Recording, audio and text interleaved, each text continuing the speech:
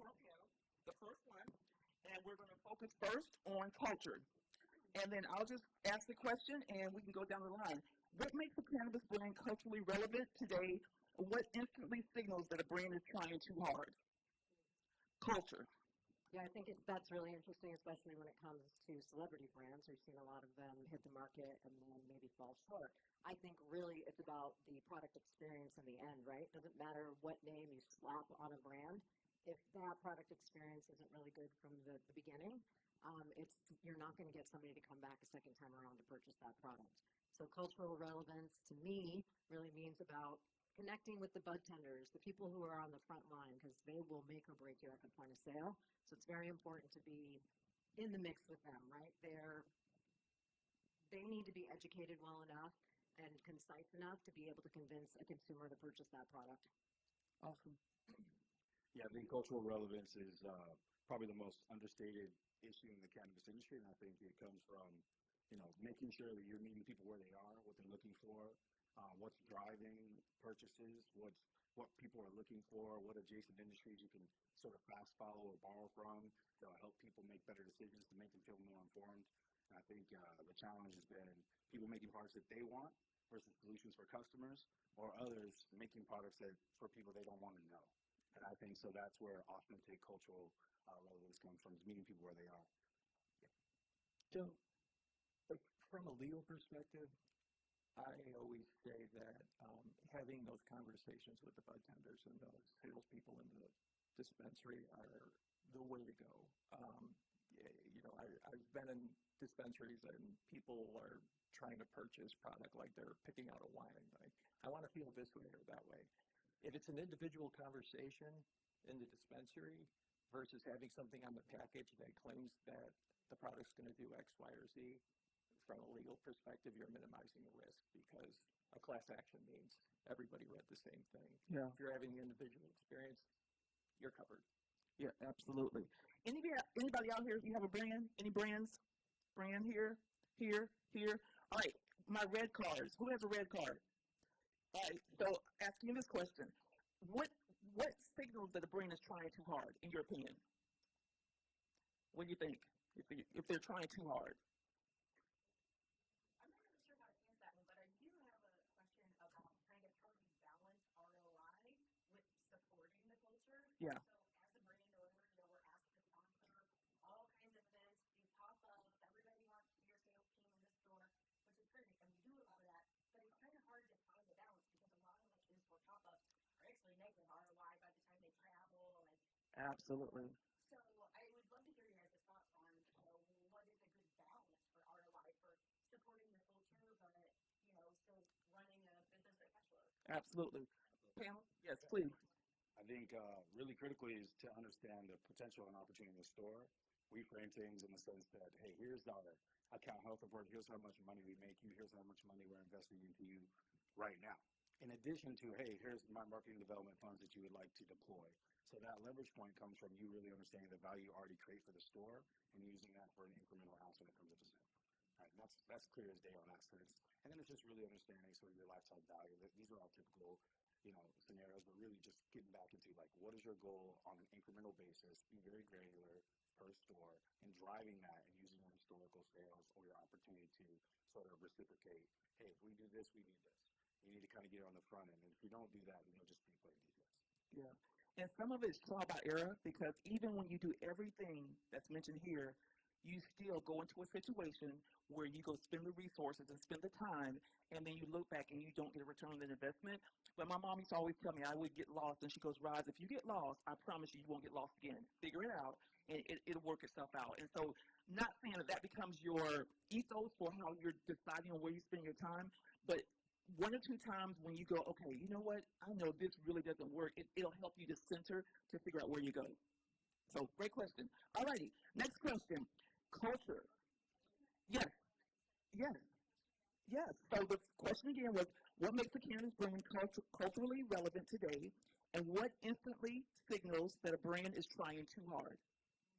What made me think about instantly is when you see a brand have too many modalities. Okay. You don't know what their focus is and if they actually know their product. see like, yeah, you see them have a drink, you see them have a vape, you see them have edibles, but it's like, are you a brand? What are you focusing on behind it? Absolutely. So, feedback from our panel. So her position is brands who are trying to do too much, having too many different product categories that they're servicing. And I want to be honest, that's me. I just had a conversation with myself thinking, you know what, Raj, you're trying to be all this to everybody, but maybe you just need to find one area. Love your thoughts in regards to, from that perspective. Yeah, I think that's also interesting. It really depends on exactly, who are you trying to be? I know Crown, for example, or Alive in here in Illinois, they really are standing on being a edible manufacturer that puts a lot of passion and time and effort into it, and they come out with very innovative and unique products. That's truly what that brand is. Where yes, you have other brands who, like you mentioned, they have a drink, they have this, they have that. I can tell you one of the biggest mistakes I've ever seen a manufacturer make was in Colorado when they overproduced tinctures because they just weren't watching the sales. They had $1.2 million worth of inventory sitting in a vault that was all tincture. So all of that capital was tied up, and they couldn't buy additional raw materials, produce any other products that were performing better. So they had to, probably destroy most of it because it ended up expiring. But imagine being in that position. That could make or break a business. Absolutely. Great. Any other comments? We'll move on. All right, so the next question. What's one brand outside of cannabis that gets culture right, and what can our industry learn from it? One brand that's outside of cannabis that gets it right from a culture perspective, and what can we learn? Starface. I'm not sure if you guys are familiar with that brand, the Target brand. That's, the stickers on their face. Yeah. In this sort of pimple, acne situation. And really what they did is they just really narrowed in on the customer. They created friction, and they took something that was sort of, kind of taboo, and they kind of, poked fun and made fun of it. And they've just been really active with their engagement. Really good with their online programmatic marketing, everything from influencer marketing. They kind of flipped something that people would be somewhat ashamed about, and they turn it into a badge of honor. I think if you can kind of create a through line to cannabis, that goes to what I'm doing this next year, which is declaring war on cannabis-derived terpenes when it comes to telling the mixology of flavors. So actually the entire flavor nuance. So not just falling in love with the plant, which I already have. I've already crested that hill. The bigger audience is, how do I make a Manhattan? How do I make a, whiskey sour? How do I create a unique experience? So experience-based, and then I think Starfish did a great job. Yeah. I think Liquid Death comes to mind. That's a big one, right? They just took one. I saw something called bong water here, which people are having very mixed reactions to it. I see a lot of people walk up to the can and go, wait a minute, what is this? Like Liquid Death, right? Like, who wants to die from liquid, right? Right, and I thought, have you ever spilled bong water on the carpet of your vehicle? Because it is not something that you want. So that's interesting, but I think Liquid Death did a great job, just taking plain water and turning it into something unique. Who is my culture cards? Anybody with a red card? You got a comment? Comment? Anybody? Any brand out there that you can think of that's done it right outside of cannabis that you just Red Bull? Yeah. And I think there's some crowding going on when it comes to like some of the seltzers and all that stuff. So it's interesting to see how that plays out. Yeah. Apple, of course. Right. Exactly. All right. So great. Our last question in culture: is cannabis culture becoming more mainstream, or are brands losing authenticity in the process? So is cannabis culture becoming more mainstream, or are brands losing authenticity in the process? Are we becoming more mainstream? All right. So I think just like life, with time you change, right? So there's the bright, pushy-eyed, hey, I'm getting into this, I'm going to change the world. And then there's the harsh reality of I'm running a business, I'm employing people, I need to be profitable and make the right decisions, I need to be sustainable. And then there's the other arc of that where it's like, what am I truly passionate about? And so I think as more and more states come online, and you go away from sort of what I call early market, like pillow fights, where it's just like anything that gets to market is easy, they sell, and it's like people starting, brand new, and they feel like they've crack the code for something that's been around for 10 plus years, and it's going to be different here. It's a different state than there. Yeah, it's not. And that's the reality. It's just going to face the same issues. So I think what we're seeing is customers change, brands change, and I think there's another bite of the apple when we start to really get to like consumption spaces where you can have real connection with people, real experiences, not 2-3 minute checkouts at registers from people who are really difficult to kind of train up on your brand. So you're finding that people have to go where the money is flowing in order to sort of self-sustain. And so to Destiny's question earlier, I think you need to diversify your products, find a product champion that can sort of feed your business, create sustainability, predictability in your cash flow. That way you can develop economies of scale to work with other items. And then you can dig back and double down on the areas that you really feel like are really true to who you are. I think if you asked 100 people off the street, what are the top brands of cannabis? Yeah. Probably 75% of them couldn't. They can't tell you. One, Yeah. and you wouldn't hear the same one choice for the other 25. And a lot of the bigger companies often don't even put their names front and center on the brands, so you don't even know you're buying a product from X company. And so I'm waiting to see some brand that is considered, for lack of a better term, a household name. Well, the reason for that, and let's talk about the reason why we're seeing so segmented, is because the way that we're organized as an industry, right? Absolutely. I mean, as it becomes more mainstream, as you said, Exactly. as the regulations loosen and the laws change, there will be a lot more opportunity to do that. But I think some big companies try to market like they're a small business or a cultural company too. So it's interesting to watch, but I think it'll be interesting to see what brands become dominant. Absolutely. And I think the hemp market has really made it more mainstream, if that's what you want to call it, especially in states where recreational cannabis isn't available. Florida, Texas are probably the two biggest examples of that right now. So yes, and again, it's that ongoing conversation that we keep having about, aren't we talking about the same plant here? What's this cannabis versus hemp deal? And I think, we'll continue to try to fight that out. And, with Schedule 3 coming, the way that they wrote that is it's all medical based. So it's all operators who are going to get a break are going to be medical dispensaries. So we're starting to see some interesting things happen there, even with some M&A deals that had happened where they gobbled up a bunch of recreational stores. Now they're trying to sell them off as fast as they can because some of them have that medical play. They want to just shove everything back into medical because 280E will go away for them. And you have some states who are now reversing how they looked at medical versus adult use dispensaries, like New Jersey. I was just in a conversation with those regulators. So they're reversing and trying to create the opportunity. So, but guess what? It's wild time. We got a wild question. Let me tell you, this is a good one. Here we go. If every cannabis brand disappeared tomorrow except one, which brand deserves to survive and why? Listen. It's a loaded question. Let me say it again. If every cannabis brand disappeared tomorrow except one, which brand deserves to survive and why? And audience, you're going to get a chance too, but we're going to ask our panel real quick. Rose's brand. Exactly. Real quick. MFUSED. Exactly. Enliven, my clients. Enliven. So listen, how dare you? I'll ask you a question again. If every cannabis brand disappeared tomorrow except one, which brand deserves to survive and why? Go. Anybody. Charlotte's Web. Why? Yes. And that was the premise from the start, right? Yep. Who else? One brand and why? Maybe it's your favorite brand. Yes. Who's your brand?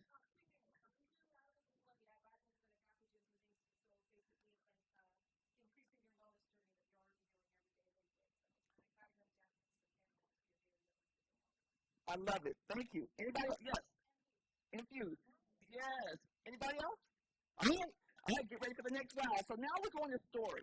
The theme of this is marketing, messaging, and connection. Again, dealing the deck means you got to have the stack the deck. You got to have the cluster, but you also got to have the story. Question: what's the difference between a brand story people remember and a brand story people ignore?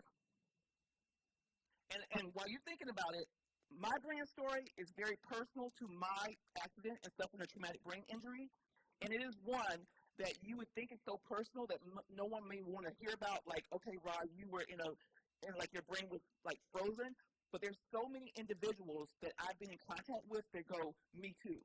And so the authenticity of that story, and that is who we are as Black Buddha. It's about wellness. It's about being better. It's about using cannabis to get my brain back on track. And so that's my brand story. So the question again is, what's the difference between a brand story people remember and a brand story people ignore? Yeah, I think you hit the nail on the head with that one, right? It's all about authenticity, and that's how you connect with the consumer. I haven't done a really good job of telling our brand story. So I think, if anything, in a moment of reflection is that how authentic I am, my partners are, our story is, how genuine it is, what brought us together. Our lack of telling that story is why our top 10 vape brand in America that is self-funded is still not known, because we don't tell that story. So I think the biggest thing is just knowing that you've got to have the kind of the confidence. I'm so competitive that I want to sit down and plan and analyze and reanalyze and do that. And I think just being vulnerable, sharing your story can motivate folks. And I think that's, if I'm being very transparent, I could do a much better job telling my brand story. So Yeah. that's my challenge. So authenticity, vulnerability, and Joe. I'd say simplicity. As I'm watching people adopt and slowly grow to try products, if they like the quality of one product and that product is in simple form, that I can buy an indica gummy and it's this color package. I could buy sativa and it's Yes. I mean, We don't need all the whistles, right? If it's like a protein bar where you walk in the aisle and there's 300 of them, all different colors, and you're just overwhelmed and you don't know which one to pick. I think people tend to gravitate towards that. That's just what I'm seeing. Yeah. Who are my yellow cards? Pick up your card. You got a yellow card out here? This is your question. Let me read the question. What's the difference between a brand story people remember and a brand story people ignore? Another relatability. Yes. Like your story, people who have that same experience now connect themselves to your brain. Yeah. And community, right? Yeah, relatability. Yeah, so we go, here go my brain frizzing out. So authenticity, vulnerability, simplicity, relatability. Anybody, a yellow card? Yes, ma'am.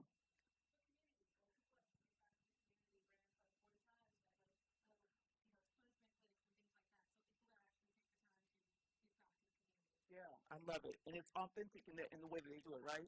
All right, next question. If consumers only remembered one thing about your brand, what should it be?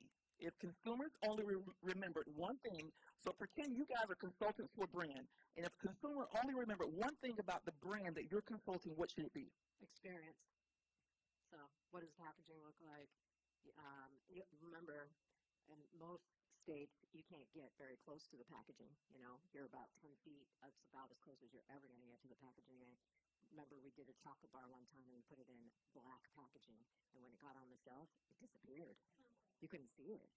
So that was the big, the aha moment. Exactly. Oh, wow, you can't see the product. Uh-oh. Better pivot there. But, let's go back to even a celebrity brand. Yeah, you slap a celebrity name on it. Let's say it's a 5-pack of pre-rolls.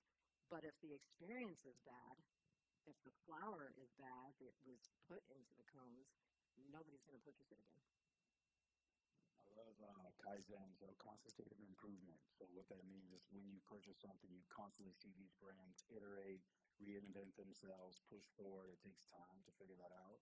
But once you build that, you become known for that. And I think that constant state of improvement, quality, packaging, messaging, people really fall in love with it. They learn to trust those brands.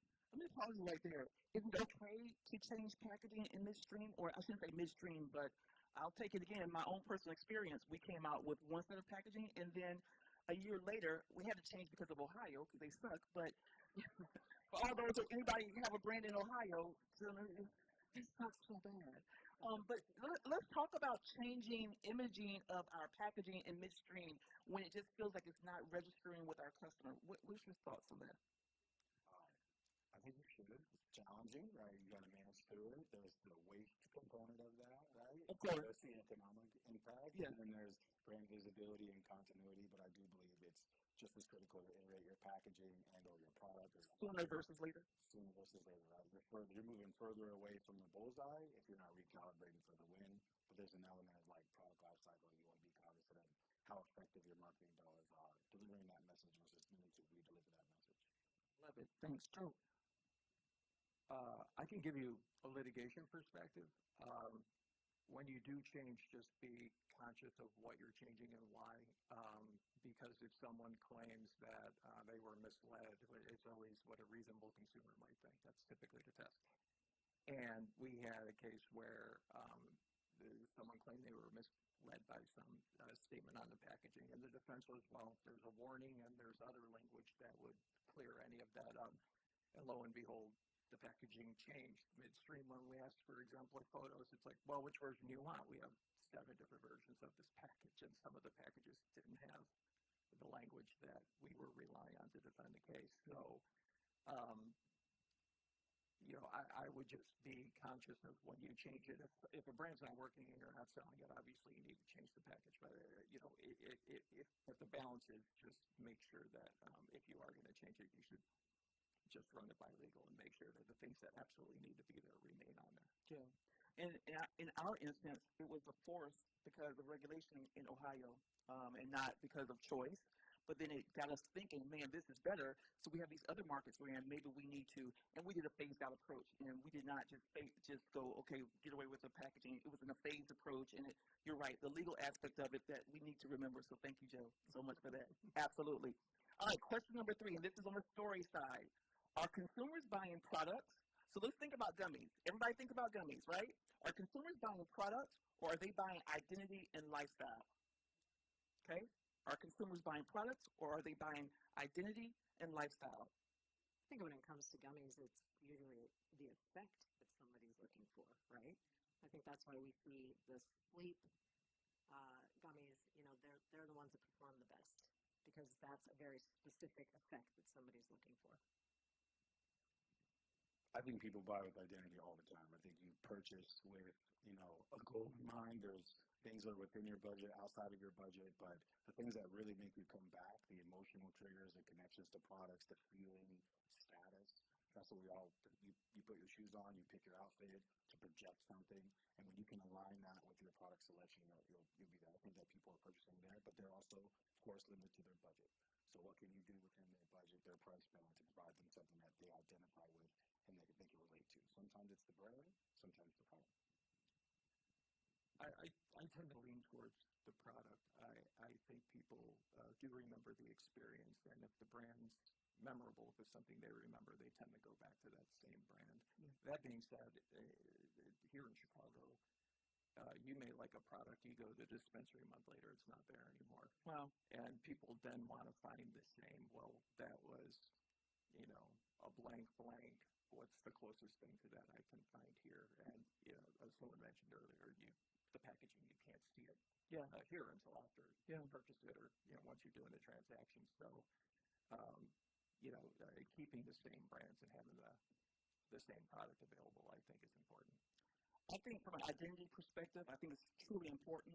But when you look at, if you've ever gone into your dispensary and you go to the menu and you're scrolling, do you guys get kind of just overwhelmed with all the different choices? Right? Raise your hand if you get overwhelmed. It's like so many choices, so much to choose from. As a brand, I'm trying to connect my audience or connect an audience that doesn't know me into who I am and what we're all about. And if we're not top or if we're not paying for space, you sometimes get lost. And I don't know what's the solution for that. Any thoughts on that? Like when you're having so many brands that are out there, think about a market like California, and think about New York and New Jersey. You're on the menu and people are flipping through. Do you get people to try it and go, I like that product, or how do they find that lifestyle and how do they understand who you are when it's so much to choose from? Yeah, I think Illinois is a good example of that. I think the statistic is 85% of all transactions go through e-commerce here in the state. So that consumer behavior is not like that in every market. In Colorado, for example, it comprises a very small amount of transactions there. How do you do that? You find out what POS system they're using. Are they using I Heart Jane? Are they using Ducky? Is there a way that we can push those products to the top of the menu? Because when you walk into a dispensary here, you really don't have a lot of one-on-one time with the bud tender. They usually push you over to a kiosk, and you have to make your purchasing decision without really any coaching or help or assistance. So I think there's a lack of customer service on that end, because we're talking about people who walk in for true medical concerns, right? Or they're trying to figure out a way to mitigate some type of ailment. And how are you supposed to do that on your own? But again, if we're talking about just branding, it's figuring out how you can really push your brand and that awareness to the top of the menu. Yeah. And sometimes it's out of your control. And we're going to talk about commerce in a few minutes. Some people go online and literally pick the package that's most appealing to them. Right. It's the prettiest picture. Okay. I hate to say it, but that's often the case. So one thing to keep in mind is go on a website and see what the available products are, and think about how yours is going to stand out. Absolutely. Let me give you a word of advice. If you have a brand, if you consult for a brand, if you're going to produce a brand, your photos that you give to that retailer to put on that menu, they need to be clear, crisp, white background. Make sure they're high resolution because it matters. Take it from me. I messed up, and it affected my sales. So it matters. Make sure it looks that way. So guess what, guys? It's winter time! And now we're going to wind up in a reverse. So this is going to the audience first. So the audience gets to answer, and then the panel will go next. So the question, and this is for anybody in the audience, come on, I need you. What's an unpopular opinion you have about the cannabis industry that you're willing to say out loud today? What is an unpopular opinion? Your opinion may be unpopular, but it's true to how you feel that you're willing to share with us today. One thing. Yes, ma'am. Yes.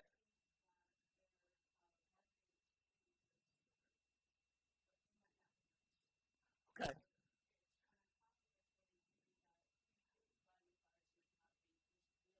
Your product. Yeah. Oh my gosh. All right. So yes.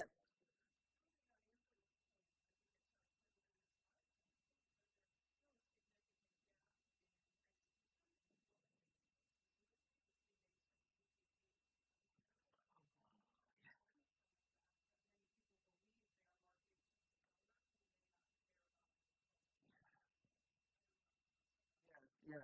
And do you know that I think, well, let me go to Kara first. No, you ready? Go for it. So piggyback and twice. Like reverse, reverse. Okay. Yes.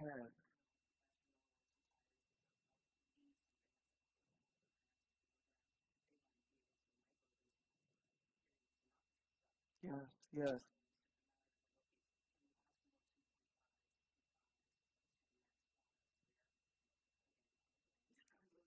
Yes.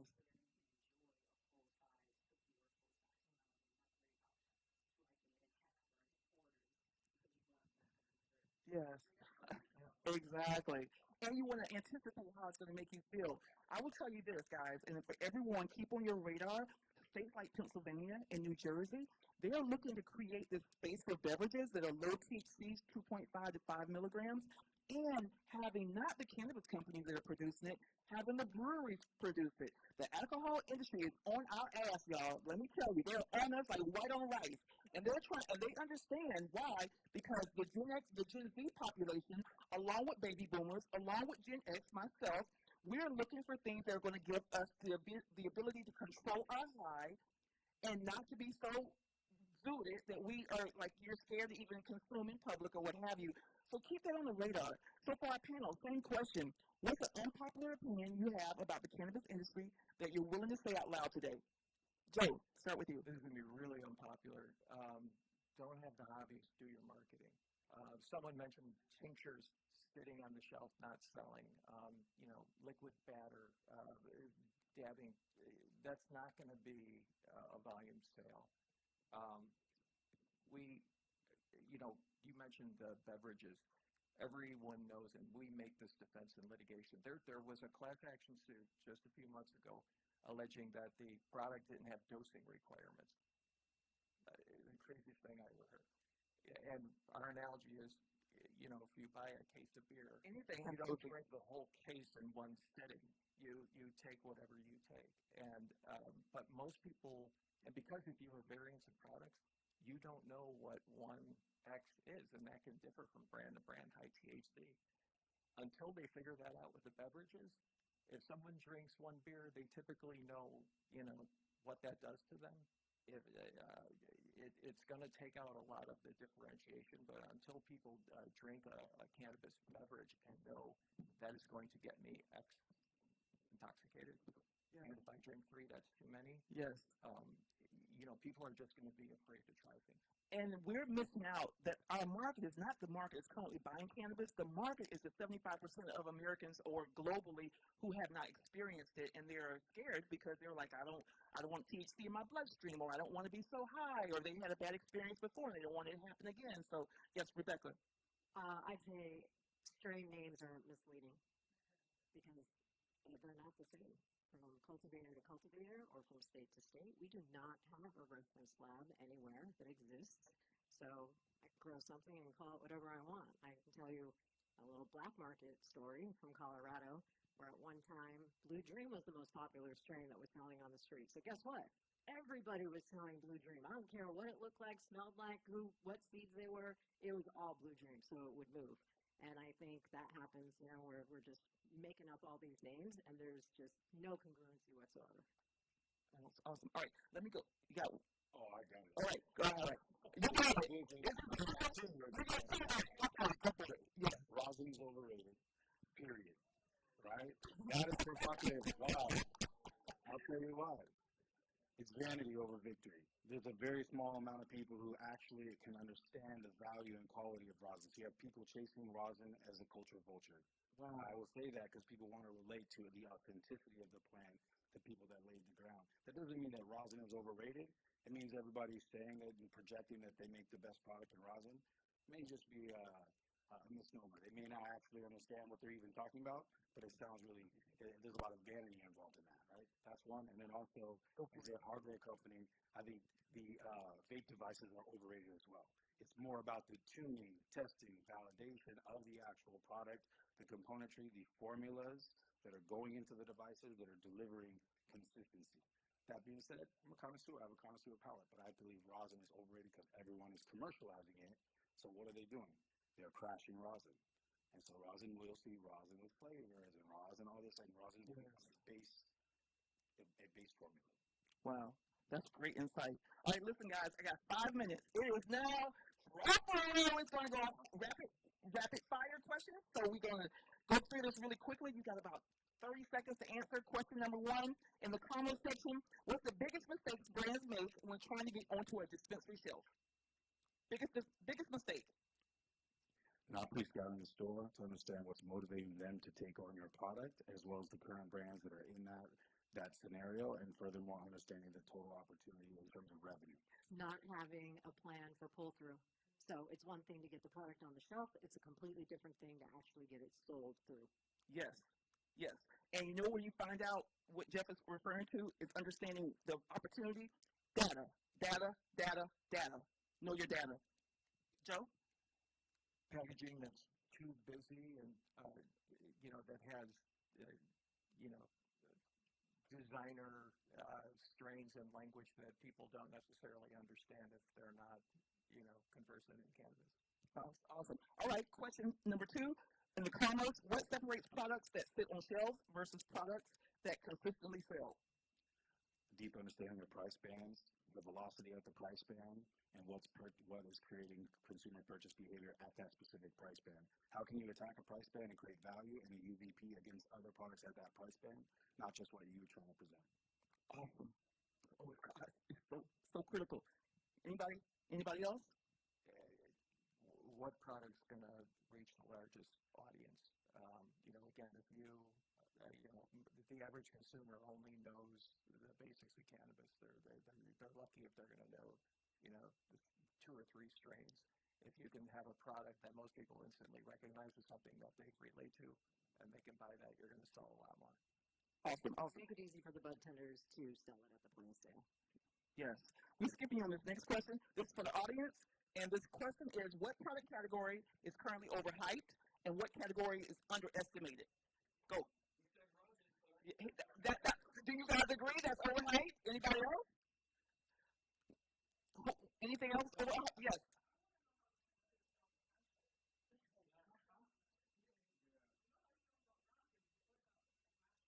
Okay.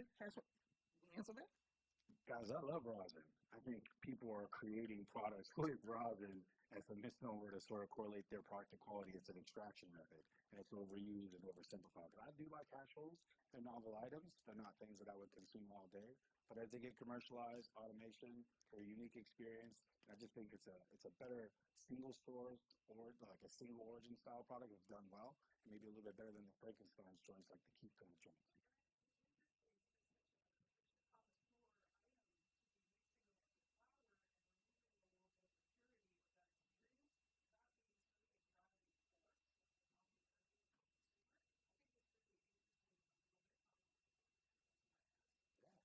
This is awesome. Great question. Guys, I got to wrap it up here. We have talked about culture, story, commerce, product. We've, you have to have all four in order to have a brand that's going to grow, that's going to thrive. And the last question for the panel as we wrap up is June 2030. Your prediction came true. What happened in cannabis that everyone in this room should have seen coming? We're going to have him and Dan. Right? Come on, hoodie. Let's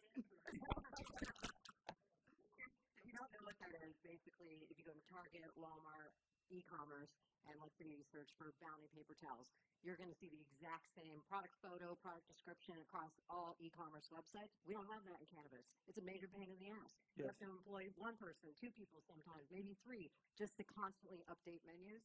Hoodie's working on that, and I can't wait until it becomes a reality. Oh, awesome. Go Hoodie. All right, Hoodie has it. You need to talk to all of the other integrators to just allow it to be pushed. All right. Exactly. 2030. The technology and infrastructure race has already been lost today. So the Rockefellers, the Vanderbilts, that infrastructure already exists. Our second bite of the apple will be consumption spaces where you can have genuine connection, community, teach people, reinvent yourself, but you're all fighting for an industry that's already taken from you. Love it. Joe, 2030. I think there will be a lot more accepted knowledge and a lot more acceptance culturally of cannabis in general. And that's going to create a lot of opportunity to have a larger distribution, including retail. No, I love it. That's 4 years from now, guys. 2030 is only 4 years away. It's coming. We thank you guys for your time and your attention today. This has been Build the Deck.